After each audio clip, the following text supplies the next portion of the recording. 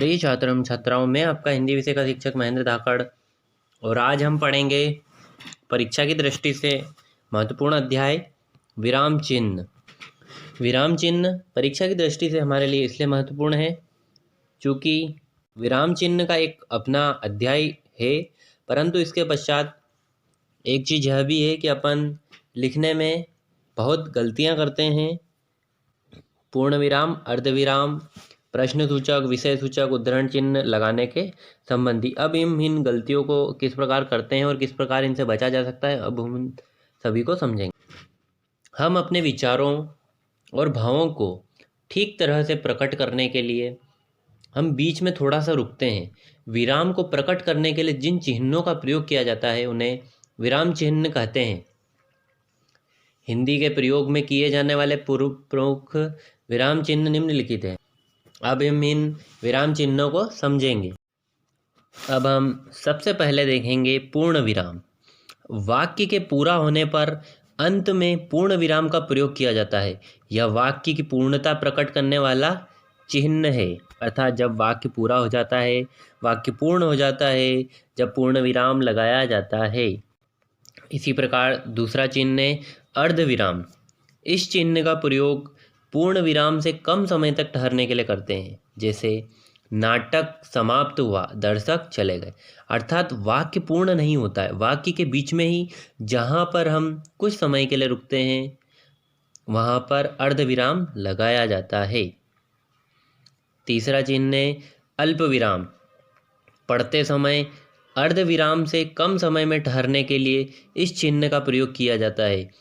उपवाक्यों को अलग करने के लिए, पत्र में संबोधन एवं समापन के लिए भी इसे प्रयोग करते हैं।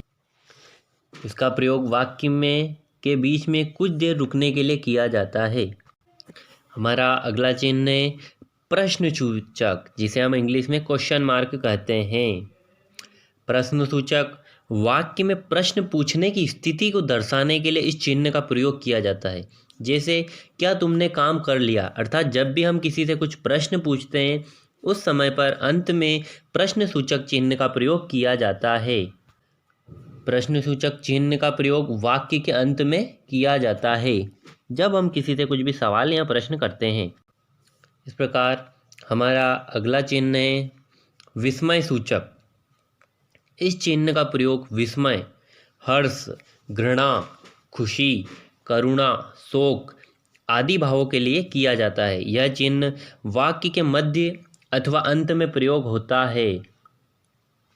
इस प्रकार हमने देखा कि विस्मयादि बोधक चिन्ह के लिए आश्चर्य, विस्मय, हर्ष, शोक आदि को जब हम प्रकट करते हैं उस समय पर विस्मयादि बोधक चिन्ह का प्रयोग किया जाता है।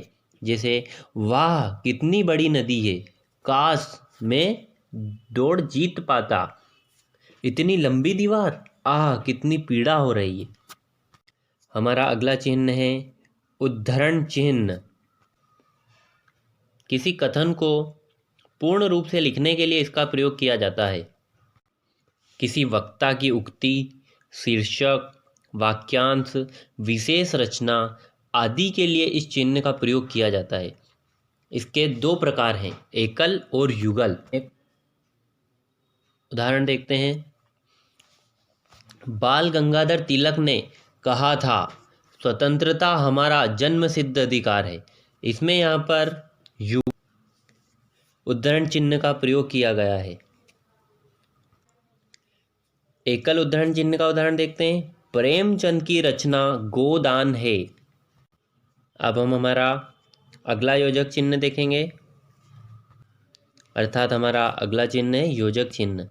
समान स्तर के दो शब्दों को जोड़ने हेतु इस चिन्ह का प्रयोग किया जाता है, जैसे लड़ाई झगड़ा, माता पिता। अब हम देखेंगे हमारा आठवां चिन्ह है संक्षेप सूचक। जब शब्द को संक्षिप्त रूप में लिखने के लिए संक्षेप सूचक चिन्ह का प्रयोग किया जाता है, जैसे मध्य प्रदेश को म, फिर संक्षेप सूचक चिन्ह, फिर प्र। इस प्रकार छत्तीसगढ़ का छग। इस प्रकार हम संक्षेप सूचक चिन्ह का हिंदी लिखने में बहुत प्रयोग करते हैं। अब हम हमारा अगला चिन्ह देखेंगे विवरण चिन्ह। व्यक्ति, वस्तु अथवा स्थानों का विवरण देने के लिए इस चिन्ह का प्रयोग किया जाता है। जैसे सभा में निम्नलिखित व्यक्तियों ने भाषण दिया, इसके पश्चात विवरण चिन्ह लगा है, फिर नीचे विवरण किया गया है। इसका प्रयोग दिए गए विवरण को स्पष्ट करने के लिए होता है। अब हम हमारा अगला चिन्ह देखेंगे, लोप सूचक चिन्ह। जब किसी कथन को पूर्ण रूप से नहीं लिखना होता है तो यह चिन्ह लगाया जाता है। जैसे मैं तो आऊँगा ही, क्या आप भी आए। इस प्रकार जहाँ पर कुछ शब्द को बाद में लिखा जाना है उसके लिए हम लोप सूचक अर्थात जगह छोड़ते हैं, उसे लोप सूचक चिन्ह कहते हैं। हमारा अगला चिन्ह है निर्देशक चिन्ह। यह चिन्ह योजक से बड़ा चिन्ह होता है। इसका प्रयोग निर्देश देने और संवाद लेखन में किया जाता है। निम्नलिखित प्रश्नों के उत्तर लिखिए, इसके पश्चात निर्देशक चिन्ह का प्रयोग किया गया है। पन्ना, तुम तो मेवाड़ के दीपक हो उदय सिंह, पर माँ मेरा दीपदान न कर देना। इस प्रकार हमने देखा कि निर्देशक चिन्ह का प्रयोग आगे आने वाले विवरण को संकेतित करने के लिए होता है। अब हम देखेंगे हमारा 12वां उपविराम। निर्देश, संवाद लेखन, शीर्षक, उदाहरण आदि के लिए इस चिन्ह का प्रयोग किया जाता है। जैसे विज्ञान, विज्ञान के पश्चात उपविराम लगाया गया है। वरदान या अभिशाप। अब हम हमारा अंतिम विराम चिन्ह देखेंगे, त्रुटि पूरक। जब लिखते समय बीच में कोई शब्द छूट जाए उस स्थान पर यह चिन्ह लगाकर शब्द लिखा जाता है। कई बार हम लिखते समय किसी शब्द को भूल जाते हैं तो वह शब्द छूट जाता है, तो इसके लिए उस शब्द को यह चिन्ह लगाकर नीचे लिख दिया जाता है। इस प्रकार हमने देखा पूर्ण विराम, अल्प विराम, अर्ध विराम, प्रश्न सूचक चिन्ह, विस्मयादि बोधक चिन्ह, समुच्चय बोधक चिन्ह। हमने सर्वप्रथम देखा था पूर्ण विराम, अर्थात वाक्य के पूरा होने पर अंत में पूर्ण विराम का प्रयोग किया जाता है। यह वाक्य की पूर्णता प्रकट करने वाला चिन्ह है। हमने अगला चिन्ह देखा था अर्ध विराम। इस चिन्ह का प्रयोग पूर्ण विराम से कम समय तक ठहरने के लिए करते हैं। हमने अगला देखा था अल्प विराम। पढ़ते समय अर्ध विराम से कम समय में ठहरने के लिए इस चिन्ह का प्रयोग किया जाता है। उपवाक्यों को अलग करने के लिए, पत्र में संबोधन एवं समापन के लिए भी इसका प्रयोग करते हैं। प्रश्न सूचक, वाक्य में प्रश्न पूछने की स्थिति को दर्शाने के लिए इस चिन्ह का प्रयोग किया जाता है। विस्मय सूचक, इस चिन्ह का प्रयोग विस्मय, हर्ष, घृणा अर्थात जब हम बहुत अधिक प्रसन्न हो या आश्चर्यचकित हो या करुण भाव में हो, शोक में, दुख में हो आदि भावों के लिए इस चिन्ह का प्रयोग किया जाता है। उद्धरण चिन्ह, किसी वक्ता की उक्ति, शीर्षक, वाक्यांश, विशेष रचना आदि के लिए इस चिन्ह का प्रयोग किया जाता है। इसके दो प्रकार होते हैं, एकल और युगल। अगला था हमारा योजक चिन्ह। समान स्तर के दो शब्दों को जोड़ने हेतु इस चिन्ह का प्रयोग किया जाता है। जैसे लड़ाई झगड़ा, माता पिता, आना जाना, खाना पीना। इसके पश्चात हमने देखा था संक्षेप सूचक चिन्ह। शब्द को संक्षिप्त रूप में लिखने के लिए संक्षेप सूचक चिन्ह का प्रयोग किया जाता है। हमने अगला देखा था विवरण चिन्ह। व्यक्ति, वस्तु अथवा स्थानों का विवरण देने के लिए इस चिन्ह का प्रयोग किया जाता है।